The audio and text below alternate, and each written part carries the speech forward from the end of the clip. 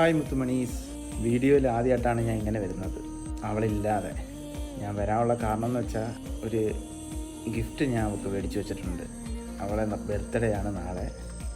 ഇപ്പോൾ രാത്രി 12 മണിയാകുമ്പോൾ എനിക്ക് അവൾക്ക് ആ ഗിഫ്റ്റ് കൊടുക്കണം.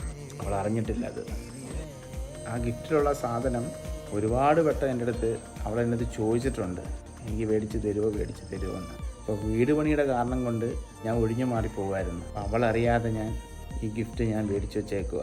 12 മണി കഴിഞ്ഞ് ഫ്രണ്ട്സ് അവൾ പറഞ്ഞു, മുത്തേ ഹാപ്പി ബർത്ത്ഡേ.